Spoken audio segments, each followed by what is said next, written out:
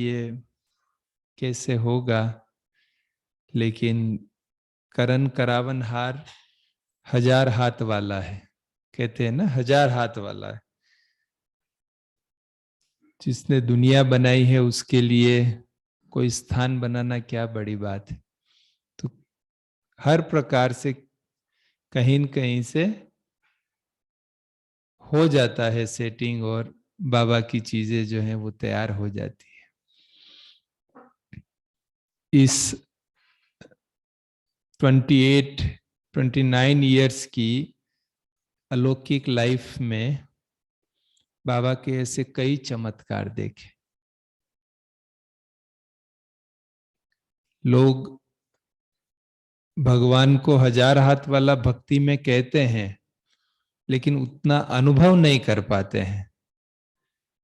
और यहाँ हम प्रत्यक्ष रूप में भगवान का अनुभव करते हैं कि वो कैसे हजार हाथ वाला है। वैसे तो मैं भगवान का साक्षात्कार करने का बहुत इच्छुक था। कुछ ऐसी बातें थी जो मेरे मन में लक्ष्य बन गया था कि मुझे भगवान का साक्षात्कार करना है। गुरु भी किया, 7 दिन तक गुरु के आश्रम में कमरे में बंद रह के तपस्या भी किया कि साक्षात्कार हो जाए। सब करते हुए भी जब साक्षात्कार नहीं हुआ तो सोचा कि अभी हिमालय में जाके तपस्या करना होगा, और उसके लिए बस पूरा तैयारी कर लिया था। उस समय मैं गुजरात के बड़ौदा सिटी में सीए कर रहा था। उसी समय कोई हमारी ऑफिस में भाई था, तो उसने कहा कि आपको गीता पढ़ने का बहुत शौक है, क्योंकि मेरे पास गीता की इतनी बड़ी बुक मेरे बैग में रहती थी, स्कूल बैग, ऑफिस बैग में। तो मैंने कहा हाँ, मुझे गीता का बहुत शौक है। तो कि आपके घर के पास में एक गीता पाठशाला है, आप वहां जाओ, आपको मजा आएगा। मैंने ब्रह्मा कुमारी को नहीं देखा था, सेंटर नहीं देखा था, मुझे कुछ भी पता नहीं था ब्रह्मा कुमारी के बारे में। उन्होंने गीता पाठशाला का एड्रेस दिया। मैंने सोचा चलो 5-7 दिन बाद तो वैसे भी हिमालय में जा रहे हैं, तब तक ये गीता का जो है सामूहिक पाठ करेंगे तो अच्छा रहेगा, क्योंकि मैं मंदिर में जाके अकेला पढ़ता था गीता। उनका सबके साथ पढ़ेंगे। तो मैं वहां गीता पाठशाला में गया, बस सवेरे यही टाइम था। तो एक छोटे से कमरे में एक भाई सामने बैठ के कुछ पढ़ रहे थे, सामने 8-10 लोग बैठे थे, और बाबा का ऐसा एक ट्रांसलाइट लगा था। तो मैंने सोचा इनके गुरुजी होंगे, तो मैंने भी साष्टांग प्रणाम किया और वहां बैठ गया। 5 मिनट में वो सत्संग पूरा हो गया। फिर सब चले गए, तो मैंने वो भाई को बोला मुझे गीता पढ़ना है, तो यहाँ आके पढ़ सकता हूँ? तो कहा हाँ आप पढ़ सकते हैं, लेकिन आपको 7 दिन का कोर्स करना पड़ेगा। मैंने कहा मैंने तो गीता कई बार पढ़ी है, कोर्स करने का क्या जरूरत है? बोले नहीं, ये थोड़ा नया ज्ञान है, इसलिए आपको कोर्स करना पड़ेगा। मैंने सोचा शायद इनको विश्वास नहीं होगा, तो मैंने संस्कृत में 3-4 श्लोक पढ़ के सुना दिए। मतलब ऐसे ही मुझे याद था, तो मैंने सुना दिया कि मुझे गीता आती है। तो उन्होंने कहा कि नहीं, बहुत अच्छा, आपको गीता आती है, लेकिन ये थोड़ा नया नॉलेज है, इसलिए आपको 7 दिन का कोर्स करना पड़ेगा। तो मैंने कहा फीस कितनी है? तो कि नहीं, कोई फीस नहीं, केवल आप आइए बस कोर्स कर। मैंने कहा ठीक है। मैं दूसरे दिन से कोर्स करने गया 8 बजे। तो उन्होंने कहा देखो, इसका नाम है प्रजापिता ब्रह्मा कुमारी ईश्वरीय विश्वविद्यालय। तो विश्वविद्यालय मतलब यूनिवर्सिटी, इसमें डिग्री देते हैं। जैसे कहीं पर एलएलबी की डिग्री मिलती है, कहीं पर इंजीनियरिंग की, डॉक्टर की, ऐसे इसमें भी लक्ष्मी नारायण की डिग्री देते हैं। और बड़ा एक फोटो इस साइज का लक्ष्मी नारायण का बड़ा सजाया हुआ मस्त फोटो लगा था। तो कहा ये डिग्री देते हैं। अब वो भाई भी खुद मैरिड था, गीता पाठशाला, वो डॉक्टर थे, उनकी युगल दोनों रहते थे वहां। और लक्ष्मी नारायण भी मैरिड है, तो वो डिग्री देते हैं। तो मैंने सोचा कि यहाँ जो भी कोर्स करेगा उसको शादी करना कंपलसरी है, क्योंकि डिग्री ये देते हैं। तो मैंने पूछा उनको कि यहाँ मैं कोर्स करूंगा तो शादी करना कंपलसरी है? तो वो मेरे सामने देखने लगे कि ये ऐसा क्यों पूछ रहा है। क्योंकि मैंने तो भक्ति मार्ग में ही जो गुरु के यहाँ जाते थे तो उसी समय डिसाइड कर लिया था, क्योंकि वहां ऐसा कहते हैं कि भाई भगवान को प्राप्त करना है तो ब्रह्मचर्य व्रत का पालन करेंगे तो भगवान का साक्षात्कार हो सकता है। तो मैंने प्रतिज्ञा लिया था कि मैं आजीवन ब्रह्मचर्य व्रत का पालन करूंगा। और भक्ति में तो ऐसा था कि शादी के बाद तो ब्रह्मचर्य व्रत में नहीं रह सकते, इसलिए मैंने दूसरी प्रतिज्ञा किया कि मैं ये जीवन में शादी नहीं करूंगा। तो ये मैंने भक्ति में प्रतिज्ञा की हुई थी, और यहाँ लक्ष्मी नारायण बना रहे थे। तो फिर मैंने पूछा कि भाई शादी करना कंपलसरी है क्या? उन्होंने सोचा कि अभी मैं जवाब दूंगा कि हाँ नहीं करना है तो कहीं ये भाग जाएगा, क्योंकि 21 साल 22 साल की एज थी उस समय। तो उन्होंने युक्ति से जवाब दिया कि देखो, हम तो भगवान का ज्ञान सुनाते हैं, ये राजयोग सिखाते हैं, शादी करना नहीं करना ये आपका व्यक्तिगत विषय है, इसमें हम कुछ भी नहीं कहेंगे, आपको जो भी करना है आप करो, लेकिन भगवान का ज्ञान है ये आप सुनो। तो मैंने फिर 7 डेज कोर्स स्टार्ट किया। तो रोज आत्मा का लेसन, परमात्मा का लेसन। अब मेरे मन में इतना द्वंद्व पैदा हो गया, तूफान पैदा हो गया, क्योंकि मैंने तो कई शास्त्र पढ़े थे, गुरु के आश्रम में भी रहा था तो कई शास्त्र पढ़े थे, कई चीजें, और ये बता रहे थे, ये कुछ अलग ही बता रहे थे। मैंने बोला क्या सच्चा है, मैंने अभी तक इतना पढ़ा, वो ये बता रहे।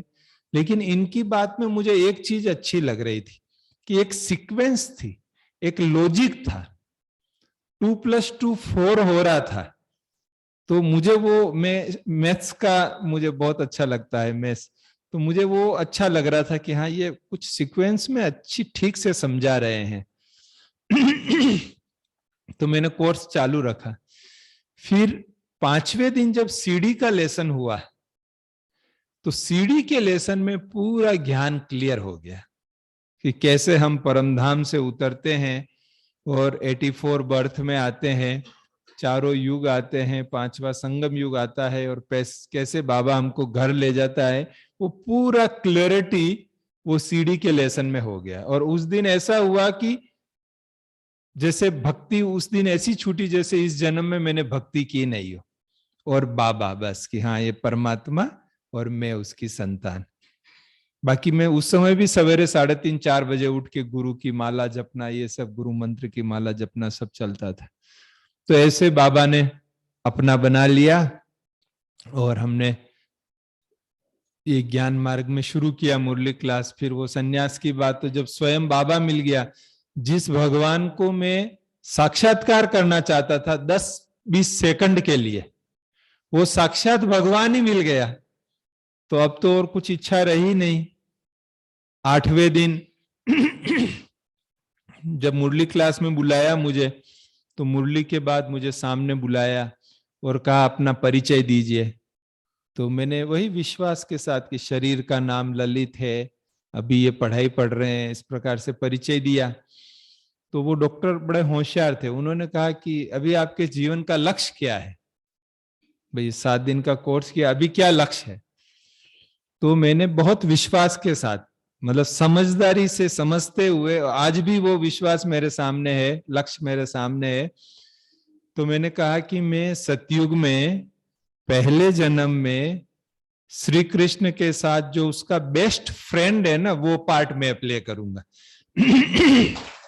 नारायण बनूंगा ये मैंने नहीं कहा, आज भी नहीं मानता हूं, लेकिन कि श्री कृष्ण के साथ जो उसका 24 घंटा जो बेस्ट फ्रेंड रहता है ना, वो पार्ट में प्ले करूंगा। और बस वो लक्ष्य तब से माइंड में है। तो जो बहन जी कह रहे हैं कि छोटी एज में जवाबदारी मिली, सवा संभाल रहे हैं, वो सब कर रहे हैं, ये उस संकल्प की कमाल है जो वो 8वें दिन किया था। क्योंकि जो संकल्प हम करते हैं जिस संकल्प में हमारी भावना होती है, जिस संकल्प में हमारा विश्वास होता है, वह संकल्प हमें वहां तक ले जाता है, वह खींचता है हमें और वहां तक ले जाता है। जैसे संकल्प था कि ये नया स्थान बने, तो देखो कितनी भी बातें आई लेकिन कैसे तैयार हो गया। तो वो संकल्प की कमाल है। तो वो संकल्प था। मैंने उस समय सोचा था वो कि मैंने कहा कि श्री कृष्ण के साथ अगर मुझे पार्ट प्ले करना है उसके सखा के रूप में, तो मुझे विश्व की सभी आत्माओं से जुड़ना पड़ेगा। जो बीके आत्माएं हैं एटलीस्ट उन सब से मैं जुड़ूंगा, तब तो मैं श्री कृष्ण के साथ आ सकता हूं। सबकी मैं किसी न किसी रूप में सेवा करूंगा तो मुझे वो पद मिल सकता है। पर मैं तो एक पाठशाला में बैठा हूं, और पाठशाला में तो जो 10-15 भाई बहने आते हैं उसी के साथ कनेक्शन होता है, तो कैसे वो पद पाऊंगा। तो मैंने कहा बाबा, मैंने तो संकल्प किया है, कैसे पूरा कराना है ये आपके ऊपर है कि आप पूरा कराएंगे कि ये कैसे पूरा कराना है। लेकिन भावना है कि सेवा करनी है और उस पद तक पहुंचना है, ये भावना है। और कैसे बाबा ने गीता पाठशाला से सब सेंटर में, सब सेंटर से सेंटर पर, सेंटर से सब जोन में, जोन से सब जोन से जोन में सेवा कराते हुए मधुबन ले गया। और आज मधुबन में न केवल भारत लेकिन संपूर्ण विश्व की सेवा के निमित्त अकाउंट्स, फाइनेंस, लीगल साइड में बाबा ने बनाया हुआ है। और कैसे विश्व की सभी ब्राह्मण आत्माओं से मुझे जोड़ा और मुझे सेवा का चांस दिया। तो ये हम शुभ संकल्प अपना जरूर करते रहें, और उस शुभ संकल्प वो हमको वहां तक पहुंचाते हैं। हम ज्ञान में तो आए लेकिन लौकिक परिवार में बहुत विरोध था, क्योंकि राजस्थान से, वो मारवाड़ी परिवार से, तो और विशेष उसमें भी हम जिस समाज से हैं उसमें सन्यासी बनना वो प्रथा ही नहीं है, अलाउ नहीं है। तो बहुत विरोध था। पहले तो वो ब्रह्मा कुमारी इसको जानते ही नहीं थे। मेरी भक्ति से ही वो चिंतित थे कि ये कहीं ज्यादा नहीं डूब जाए भक्ति में। फिर जब पता चला कि ये ब्रह्मा कुमारी में जाने लगा है, तो इधर उधर से पूछा, तो किसी ने क्या बताया, किसी ने क्या बताया, तो और उनको ज्यादा चिंता हो गई। तो बहुत ही विरोध करने लगे। मैरिज के लिए तो बहुत प्रेशर चल रहा था, ये सब हो रहा था। पिताजी थोड़ा गुस्से वाले स्वभाव के थे, तो उनको अच्छा नहीं लगता था। मेरा गांव राजस्थान में उदयपुर से 30 किलोमीटर दूर छोटा सा गांव है। तो मैं जब कभी, फिर मैं सीए के लिए अहमदाबाद आ गया था, और बड़ौदा से ज्ञान लेके भी फिर मैं अहमदाबाद में आके जॉब करता था। तो जब गांव जाता था तो सब मेरे को समझाते थे, अरे ये करो, वो करो, पिताजी का कहना मानो, शादी कर लो, ये वो सारी चीजें मेरे घर पे सभा लग जाती थी। मेरा ज्ञान सुनने के लिए नहीं, मेरे को सुनाने के लिए सभा लगती थी, समझाने के लिए सभा लगती थी। एक बार ऐसी सभा लगी थी, पिताजी ने कहा कि अभी बोल तेरे को फाइनली क्या डिसीजन लेना है। तो मैंने कहा कि मुझे देखो पवित्र रहना है, और आपकी भी सेवा करनी है, और तपस्या करनी है। तो सबके बीच इतना गुस्सा किया, बोले आज के बाद गांव में पैर रखा तो पैर काट दूंगा, अभी कोई कनेक्शन नहीं तुम्हारा यहाँ से। इतना सब गुस्सा किया। लेकिन हम हंस रहे थे, हमको पता था कि जिस दिन इनको भी ज्ञान की समझ आएगी ये भी फॉलो करेंगे या एटलीस्ट सहयोग देंगे। मेरे से छोटी, देखिए भगवान की कैसे मदद मिलती है वो मैं आपको बताऊं। मेरे से छोटी एक बहन है, और उससे छोटी 2 छोटी बहनें, और उसके बाद एक छोटा भाई, हम 4 भाई बहन है। तो जो मेरे से छोटी बहन है उसकी शादी तो पिताजी ने करवा दी थी जब मैं सीए पढ़ाई कर रहा था तभी। और उससे छोटी बहन के लिए वो लड़का देख रहे थे, क्योंकि ज्ञान में तो थे नहीं कोई, तो वो उनके लिए लड़का देख रहे थे। तो कहीं सेट नहीं हो रहा था, तो मेरे पर गुस्सा किया कि तुम ब्रह्मा कुमारी में जाता है इसलिए तेरी बहन से कोई शादी नहीं करता है। कोई भी बात पे गुस्सा मेरे ऊपर निकालेंगे, तो तू ब्रह्मा कुमारी में जा, कि इसलिए एक की शादी मैंने कर दी है अभी दूसरे के लिए लड़का ढूंढना, शादी का उसका खर्चा करना, वो सब तेरे ऊपर है, तेरी जवाबदारी। मैंने कहा ठीक है। मेरी शुरू से आदत है कि मैं कुछ भी काम, चाहे सेंटर से बहन जी कुछ काम देवे, चाहे ऑफिस से कुछ काम मिले, चाहे लौकिक से कुछ काम मिले, बाबा के रूम में जाने का, बाबा को बोल देने का कि बाबा ये कारोबार मिला है, आप देख लेना। मतलब चार्टर्ड अकाउंटेंट हूं ना, तो एग्रीमेंट साइन करते हैं, तो बाबा के साथ एक एग्रीमेंट साइन किया है कि जो आप कहेंगे वो मैं करूंगा, और मेरा ये कुछ छोटा मोटा काम है तो आप कर लेना। ये बाबा से एग्रीमेंट साइन किया हुआ है। तो बाबा को बोल दिया कि बाबा पिताजी ने कहा है कि बहन की शादी करना है, उसके खर्चे का पैसा ये सब करना है, ऐसे बता दिया। फिर मैं तो अपने जो जॉब कर रहा था, मैं अहमदाबाद में तो जॉब में लग गया था, कर रहा था। तो उसी समय मुझे मधुबन से पहली बार इनविटेशन मिला ऑडिट की सेवा के लिए, कि आप 15 दिन के लिए सेवा में आ सकते हैं, तो आइए हमारे सेंटर पर, चंद्रिका बहन जी के वहां सेंटर पर मैं जाता था क्लास करने, तो मुझे इनविटेशन मिला कि आप सेवा के लिए आइए। तो बहन जी ने मुझे पूछा कि आप जाएंगे, मैं हाँ बोलूं। मैंने कहा जी बहन जी जरूर जाऊंगा, मधुबन से सेवा का ऑफर है तो क्यों नहीं जाएंगे, जरूर जाएंगे। तो मैं अपनी ऑफिस में गया और एप्लीकेशन लिखा 15 दिन की छुट्टी के लिए, तो मना कर दिया कि नहीं आपको छुट्टी नहीं मिलेगी। मैंने कहा मुझे बहुत जरूरी है, मेरे लिए लॉटरी जैसा है, मुझे जाना है।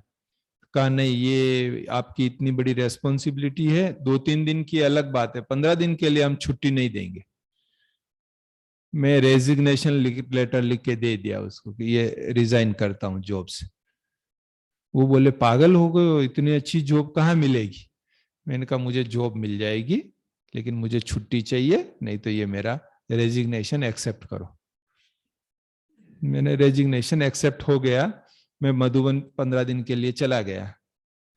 फिर जब सेवा करके 15-20 दिन बाद वापिस आया, तो अब मैं तो किराए के कमरे में रहता था, उसका किराया भी देना होता था हर मास, अपना खर्चा भी होता था, और बहन की शादी के लिए भी पैसा इकट्ठा करना था, और जॉब भी चली गई। तो मैं जो भी कार्य करता था बहन जी को पूछ के करता था। तो मैंने बहन जी को कहा कि बहन जी अभी मेरे पास 3 ऑप्शन है, या तो मैं अहमदाबाद में कुछ दूसरा जॉब ढूंढूं, या फॉरेन में भी उस समय थोड़ी बातचीत चल रही थी कि फॉरेन में कहीं जॉब के लिए जाऊं, या अपना खुद का सीए का ऑफिस चालू करूं, आप जो कहेंगे मैं करूंगा। मैं शुरू से, बहन जी कहें ये तेल का डिब्बा यहाँ गिरा दो तो गिरा देने का, निमित्त है ना, वो जैसा कहे कर देने का, ज्यादा सोचने का नहीं। तो और क्योंकि वो जवाबदार है, बाबा ने उनको बिठाया है, तो बाबा मतलब उनको जब द्वारा वो बुलवा रहा है तो वो जवाबदार है, तो हम निश्चिंत रहते हैं उससे। तो मैंने पूछा बहन जी से क्या करूं, तो बहन जी ने कहा कि आप अपना सीए का खुद का ऑफिस करो। मैंने कहा अच्छा ठीक है।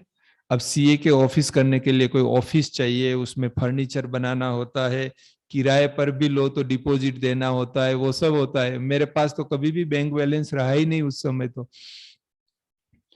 फिर भी बहन जी ने कहा, तो कहा ठीक। जिस कमरे में मैं किराए पर रहता था उसका मैंने विजिटिंग कार्ड छपाया एड्रेस का, और अपने फ्रेंड्स को डिस्ट्रीब्यूट कर दिया कि भाई मैंने सीए का प्रैक्टिस शुरू किया है, किसी को कुछ काम हो तो बताना। आपको सरप्राइज होगा, 20 दिन में, ओनली 20 डेज, फर्स्ट 20 डेज में मुझे इतना काम मिला जो मेरे पूरे साल की सैलरी के बराबर होता था। 1 साल की सैलरी के बराबर का काम केवल 20 दिन में बाबा ने दिला दिया। तो मन में इतना बाबा का थैंक्स कि बाबा कमाल है आपकी, कि आपने कैसे ये सब कर दिया। फिर 10 दिन और निकला, मतलब 1 महीना हुआ, और अहमदाबाद का एक सीनियर चार्टर्ड अकाउंटेंट वो सामने से मेरे पास आया, सेंटर पर आया मुझे मिलने के लिए, और कहा ललित भाई आपने सीए का प्रैक्टिस शुरू किया है। मैंने कहा हाँ। कि पार्टनरशिप है प्रोप्राइटरशिप है। मैंने कहा प्रोप्राइटरशिप, मैं अकेला ही हूँ, आज मेरी ऑफिस में मिलने आना। मैंने कहा ठीक है।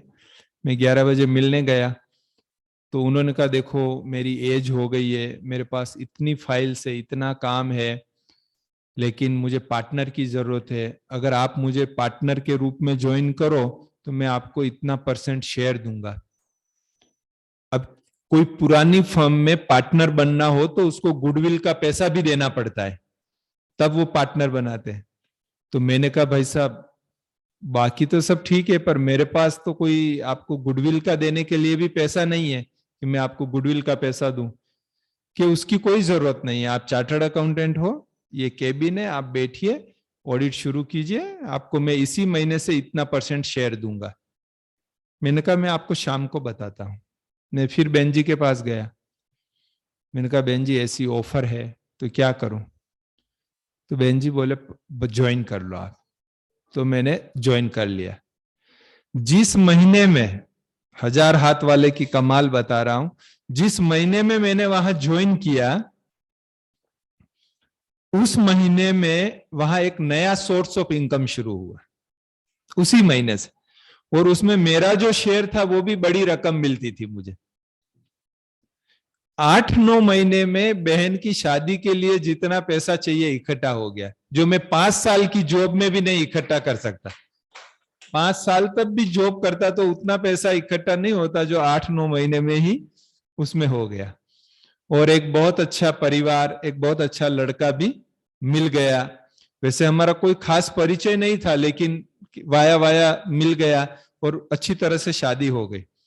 और बहुत बढ़िया शादी, घर वाले मेरे पिताजी और सब आश्चर्य करे, इसकी तो नौकरी भी छूट गई थी, फिर ये लोन पे लिया पैसा, क्या किया इसने, वो सब सरप्राइज करे। लेकिन हो गई शादी। जब शादी पूरी हुई तो वो लड़के के पिताजी और हमारे पिताजी बैठे बात कर रहे थे, मैं भी बैठा था। कहा कि देखो हम आपकी लड़की को ले जा रहे हैं, हमारा कोई परिचय नहीं था आपसे, फिर भी आपकी लड़की ले जा रहे हैं, पता है क्यों ले जा रहे हैं? तो पिताजी ने पूछा क्यों ले जा रहे हैं?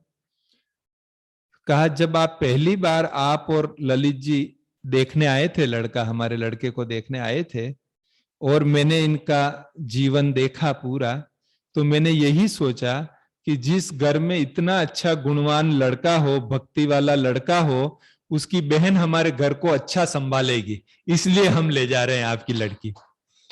मेरे पिताजी ने मुझे क्या बोला था कि तुम ब्रह्मा कुमारी में जाते हो इसलिए तुम्हारी बहन से कोई शादी नहीं करता है, और बाबा ने उसके मुख से क्या बुलवाया कि ये ब्रह्मा कुमारी में जाता है इसलिए आपकी लड़की को हम ले जा रहे हैं। कैसे भगवान जो है मदद करता है और कैसे अपने बच्चों को आगे बढ़ाता है, बच्चों की लाज रखता है, ये हमने इस जीवन में देखा। सीए भी किया था, तो मैं तो जैसे ही अभी मेरा एक ही ग्रुप क्लियर हुआ था जब मैं ज्ञान में आया था, मैंने कहा मैं तो वैसे भी सन्यासी बन रहा था, अब तो स्वयं भगवान मिल गया, अब मुझे पढ़ने की क्या जरूरत है, मुझे सीए नहीं करना है। तो मैंने बहन जी को बोला बहन जी मैं सीए छोड़ रहा हूं, मुझे नहीं पढ़ना है अभी, मुझे तो बाबा मिल गया, बस सेवा करूंगा। तो बहन जी ने कहा कि देखो जनरल सेवा तो कोई भी करेगा, लेकिन जो सीए की सेवा है वो सीए ही कर सकता है। तो आप ये नहीं सोचो टाइम वेस्ट हो रहा है, आप ये सोचो कि आपका टाइम सफल हो रहा है और आप डिग्री लो, तो बाबा उससे सेवा कराएगा। उनका ठीक है। मैं बाबा के कमरे में गया, बाबा को बोला बाबा देखो मुझे पैसा नहीं चाहिए, पद नहीं चाहिए, पोजीशन नहीं चाहिए, मुझे आप चाहिए, आप मिल गए। आपको इस डिग्री से कोई सेवा लेनी हो तो आप ये डिग्री दिला देना, मैं पढ़ने में टाइम नहीं लगाऊंगा ज्यादा, आप डिग्री दिला देना अगर आपको कोई सेवा लेनी हो इससे। तो ये बाबा को बोल दिया। अब आपको तो पता है कि सीए में कितना पढ़ाई करना पड़ता है और कितना कम रिजल्ट रहता है, 2% 5% रिजल्ट रहता है। तो मैं और मेरा कजिन एक रूम में रह के पढ़ते थे दोनों। वो दिन में 12-14 घंटा बैठ के स्टडी करना, नोट्स बनाना, वो सब करता था। मैं तो सवेरे मुरली क्लास में गया, फिर जॉब पर भी गया, फिर शाम को सेवा भी किया, फिर आता था तो रात को सोते सोते पढ़ता था। कब नींद आ जाती थी, किताब साइड में गिर जाती थी, मैं सो जाता था। वो मेरे को बोले ललित मैं स्टैम्प पेपर पर लिख कर दे सकता हूं, तू सीए में पास नहीं हो सकता। मैंने कहा कोई बात नहीं, जो होगा भगवान को जो मंजूर होगा हो जाएगा। अब बाबा की कमाल देखिए कि मैं तीन एग्जाम और बाकी थे, तो मैं एक के बाद एक क्लियर होता गया। हर 6 मंथ्स में एग्जाम होता था और मैं एक के बाद एक क्लियर हो गया, सीए क्लियर हो गया। मेरे 3 साल बाद वो पास हुआ सीए। 6 एग्जाम और दिए मेरे बाद, पास होने के बाद, उसके बाद वो पास हुआ और मैं एक ही साथ में क्लियर होता गया, एक के बाद एक। तो ऐसे बाबा ने सीए की डिग्री दिला दी। तो हर जगह उसकी मदद मिलती, हर जगह, लेकिन विश्वास कि वो बाबा है, विश्व नियंता है, ये वर्ल्ड ड्रामा का डायरेक्टर है और वो सब कुछ करेगा हमारा, लेकिन वो जो कहता है वो हमको करना है। मैं जो गीता पढ़ता था, तो गीता का एक श्लोक, ये जीवन मैंने भक्ति मार्ग में ही समर्पित कर दिया था भगवान को। गीता का एक श्लोक ने मुझे वो समर्पण कराया। गीता का श्लोक था अनन्यस चिंतयन्तो माम ये जना पर्युपास्ते तेसाम नित्याभियुक्ता नाम योगक्षेम वहाम्यहम्। इसका अर्थ है कि जो अनन्य भाव से मेरा चिंतन करता है, भगवान कह रहा है कि जो अनन्य भाव से मेरा चिंतन करता है उसकी समस्त जवाबदारी मेरे ऊपर है, उसका योगक्षेम मैं वहन करता हूं। योगक्षेम का अर्थ है अप्राप्ति की प्राप्ति कराना, प्राप्ति की रक्षा करना। तो भगवान गारंटी ले रहा है कि वो मैं वहन करता हूं। ये भी नहीं कह रहा है कि मैं वहन कराता हूं, मैं किसी के द्वारा करवाऊंगा, वो भी नहीं कह रहा है, मैं खुद करता हूं। तो जब इस श्लोक का अर्थ मैंने समझा तो मैंने कहा भगवान गारंटी लेता हो तो मुझे और किस गारंटी की जरूरत है, मुझे बस भगवान की गारंटी में ही रहना है। और शर्त क्या है? एक ही शर्त है, अनन्यस चिंतयन्तो माम, जो अनन्य भाव से मेरे को याद करेगा, मेरे को चिंतन करेगा। मैंने कहा इतना ही तो काम है, केवल उसको याद कर लो, बाकी तो सब वो करेगा, पूरा जीवन की जवाबदारी उसके ऊपर। तो ये तो सौदा सस्ता सौदा है, केवल उसको याद करेंगे और बाकी सब वो करेगा। और उसी में, इसी विश्वास से आज दिन तक कितने असंभव कार्य थे वो पूरे हुए हैं, और ऐसा अच्छा पूरा हुआ है कि हम कल्पना भी नहीं कर सकते। इस प्रकार से होता है एक गांव में, लेकिन ये विश्वास जरूरी है कि वो करेगा, ये विश्वास होना बहुत जरूरी है। मैं जिस मकान में किराए पर रहता था वो बीके भाई का मकान था, नीचे वो और उसकी युगल रहते थे, ऊपर उसकी बहन का था, वो गांव में रहते थे, बहन तो खाली था, तो मुझे किराए पर दिया हुआ था। तो मुझे उन्होंने बताया कि भाई 15 दिन के बाद वो मेरी बहन का ग्रैंड सन, पोता, उसका कॉलेज में एडमिशन हो गया है, तो वो सामान लेके आएगा, तो आपको मकान खाली करना है, आप कहीं दूसरी जगह शिफ्ट करना। मैंने कहा ठीक है। मैं फिर बाबा के रूम में गया, बाबा को बोला बाबा कमरा शिफ्ट करना है, आप देख लेना। बस इतना ही बोलना है, ज्यादा नहीं। भगवान को बोलने के बाद उनको याद कराने की, फॉलो अप करने की भी जरूरत नहीं है। किसी मनुष्य को हम कोई कार्य सौंपते हैं तो उसको फॉलो अप करते हैं, हो जाएगा ना, हम चेक करते हैं कि ये कर भी रहा है या होगा नहीं होगा, कुछ मदद चाहिए तो बताना, टाइम पे हो जाएगा ना, ऐसा ऐसा हम सोचते हैं। लेकिन भगवान को सौंपने के बाद फॉलो अप करने की भी जरूरत नहीं है उसको। तो मैंने सौंप दिया कि बाबा ये कमरा शिफ्ट करना है, देख लेना, 15 दिन में शिफ्ट करना है। उसके बाद मैं कोई कमरा देखने नहीं गया, कोई मकान देखने नहीं गया। मैं तो सेवा में, जैसा बहन जी कहते थे, हाँ जी करके सेवा करते थे। वो भाई ने 2-3 कमरे देखे, लेकिन पसंद नहीं आया तो नहीं किया। एक दिन बाकी था केवल, वो भाई बोले ललित भाई अगर देखो नहीं मिला तो आप थोड़े दिन नीचे हमारे साथ रहना। मैंने कहा ठीक है, देखेंगे। तो एक दिन पहले मैं मुरली क्लास में गया और मुरली क्लास पूरा करके नीचे उतर रहा था, तो बहन जी ने मुझे पूछा कि आपको कमरा शिफ्ट करना है? मैंने कहा जी बहन जी करना है। कब करना है? मैंने कहा वैसे तो आज ही करना है। तो कहीं देखा है आपने? मैंने कहा मैंने तो नहीं देखा। हंसने लगे कि कमरा शिफ्ट करना है, आज ही करना है, देखा भी नहीं है और चिंता भी नहीं है कि शिफ्ट करना है, उसका चिंता भी। ये कोई ऐसी चीज तो है नहीं कि पैसा लेके मार्केट में गए और सब्जी खरीद के ले आए, पसंद आवे नहीं आवे सब कुछ। फिर वो अंदर गए, अंदर से एक किचन लाके दिया, उसमें 8-10 चाबियां थी, लाके मेरे हाथ में रखा। बोले ये एक मकान है, 3 मंजिल का मकान है, 8-10 कमरे का, पूरा खाली पड़ा है, ये आप संभालो। वो पूरा मकान मुझे संभालने को दिया। जो अपना हॉस्टल, कन्याओं का जो हॉस्टल था ना, वो खाली पड़ा था, हॉस्टल बंद हो गया था, तो वो लाके मुझे दिया कि ये आप संभालो। अब मुझे कितना चाहिए था? 1 कमरा किचन चाहिए था, और बाबा ने पूरा मकान, 8-10 कमरों का पूरा मकान दिया। लेकिन कब? लास्ट दिन। कब दिया? लास्ट दिन। वो चाहता था तो दूसरे दिन भी दे सकता था, लेकिन लास्ट दिन क्यों दिया? हमारे निश्चय की परीक्षा, कि हमको कितना निश्चय है उसमें, उसकी परीक्षा के लिए ये हुआ। तो भक्ति में एक गांव में कथा कर रहे थे एक संत। कथा में वो बहुत भगवान के प्रति सबको उमंग उत्साह दिला रहे थे। कहा, अरे भगवान पे विश्वास हो तो भगवान आपको हर परिस्थिति में से बचा लेगा। अगर आप पेड़ से नीचे गिरेंगे, नीचे तलवार भी खड़ी होगी तो भगवान आपको बचा लेगा, जैसे प्रहलाद को बचाया, जैसे उसको बचाया, ऐसे ऐसे उसको भक्ति में सुना रहे थे। कथा पूरी हुई, सब अपने अपने घर गए। शाम को वो संत जी नहाने के लिए नदी पर जा रहे थे, गांव के बाहर नदी थी, वहां जा रहे थे। तो देखा एक व्यक्ति कोई पेड़ पर चढ़ रहा है, उतर रहा है, चढ़ रहा उतर रहा है। तो वो उसके नजदीक गए। नजदीक जाके देखा तो जमीन पर ऐसे तलवार लगी हुई है, वो व्यक्ति ऊपर पेड़ पर चढ़ रहा है, फिर नीचे उतर रहा है। तो उसको पूछा, भाई ये तुम क्या कर रहे हो? तो कि महाराज आपने ही तो आज कथा में बताया था। तो क्या बताया था?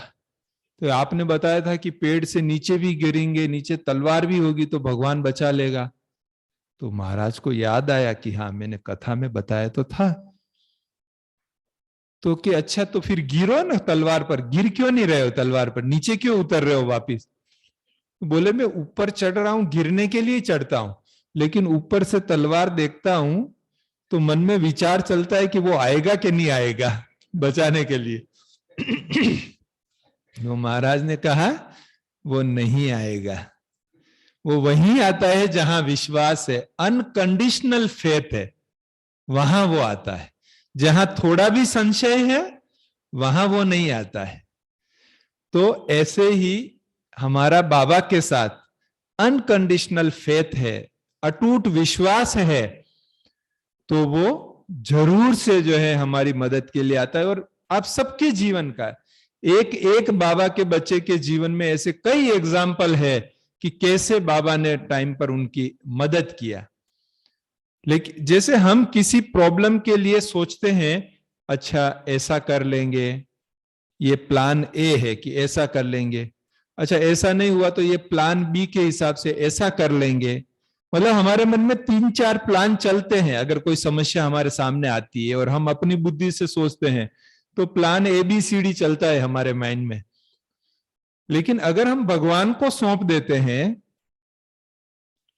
तो भगवान उसका सॉल्यूशन लेके आता है, पूरा नया ही बात जो हमने सोचा भी नहीं होता है, वैसा सॉल्यूशन होता है और इतना वंडरफुल होता है जो हमको आश्चर्य होता है, अरे इतना इजी और इतना अच्छा सॉल्यूशन हमको दिया। और ये तो भगवान है ना, भगवान की तो कमाल ही ऐसी है। तो बाबा में अगर हमारा अटूट विश्वास है तो हमारा हर कार्य करने के लिए बाबा बंधा हुआ है, हर कार्य करने के लिए। और ये लाइफ इतनी स्मूथ हो जाती है, इजी हो जाती है, जो हम खुशी में सदा उड़ते रहते हैं। कैसे मेरे को जोन की सेवा मिली। अहमदाबाद में 18 दिन का एक मेला हुआ था, Bharat the light house of 21st century. उसमें अकाउंट्स की रखने की सेवा मुझे मिली थी और उससे रमेश भाई की नजर में आया मैं। और रमेश भाई ने कैसे मुझे मधुवन में सेवा दिया और कैसे फर्स्ट सेवा, इतनी इंपॉर्टेंट सेवा थी कि ब्रह्मा कुमारी संस्था को एजुकेशन से रिलीजियस बनाना था। आपको याद होगा बहन जी, 2006 में एक कानून आया था कि भंडारी पर 34% इनकम टैक्स लगेगा, तो भंडारी नहीं रख सकते। ऐसा नया इनकम टैक्स में कानून आया। रिलीजियस संस्था ही भंडारी रख सकती है, एजुकेशन संस्थाओं में भंडारी रखेंगे तो 34%, 34% इनकम टैक्स भरना पड़ेगा। अब हमारे तो सभी सेंटर पर भंडारी रखी हुई है, मधुबन में भी भंडारी है, तो 34% इनकम टैक्स तो बहुत बड़ी बात होती है। तो क्या किया जाए, सारे यज्ञ में चिंता हो गई। और ये बहनों को सबको 100 रुपया, 1000 रुपया, 5000 रुपये की रसीदें बनाने का, सबको रसीदें नाम सहित देने का, क्योंकि भंडारी बंद हो गए। तो पहली बार मुझे रमेश भाई जी ने वो कार्य सौंपा कि एजुकेशन से रिलीजियस बनाओ ब्रह्मा कुमारी को।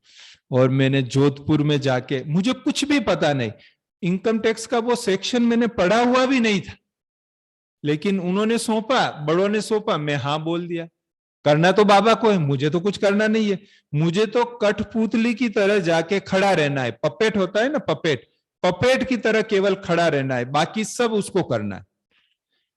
कैसे चीफ कमिश्नर से बाबा ने ऑर्डर करा दिया और संस्था को रिलीजियस बना दिया, जो हम वापिस भंडारी रख सकते थे सभी।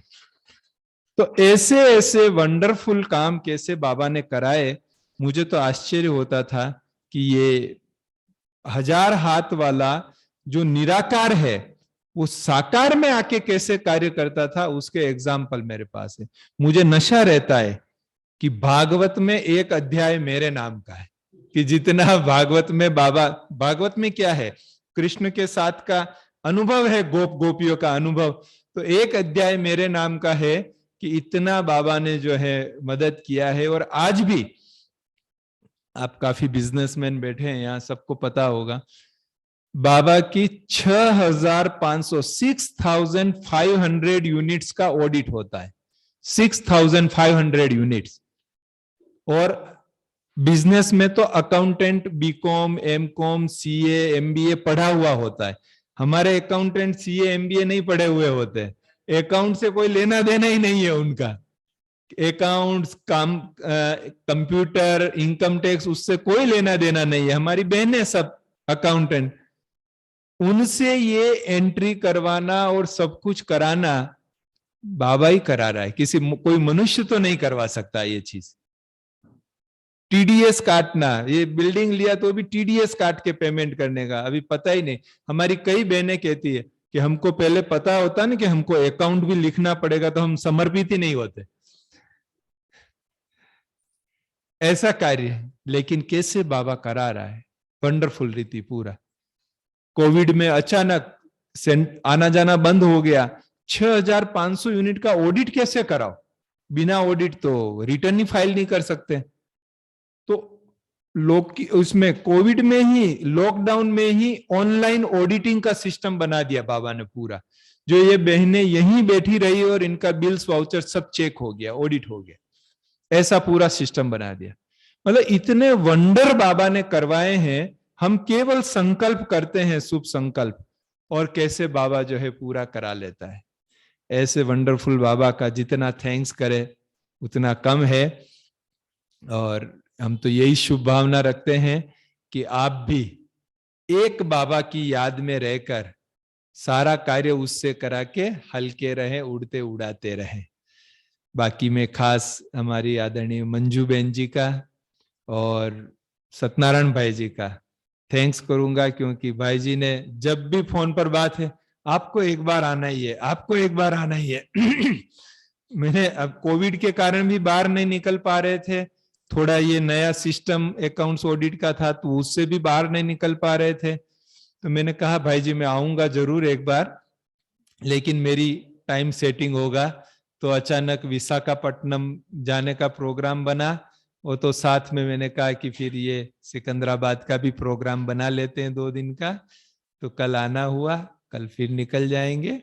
पर खास आप सभी से मिलने के लिए, बाबा का ये नया तीर्थ स्थान बना है तो इसका दर्शन करने के लिए खास यहाँ पर आना हुआ है। ओम शांति।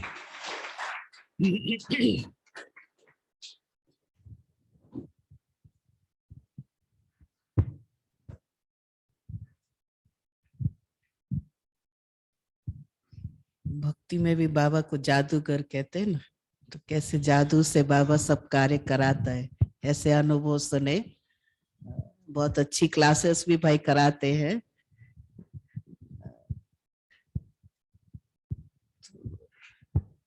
इस अलौकिक जर्नी का भाई इसने पूरा एक्सपीरियंस सुनाया, कैसे कैसे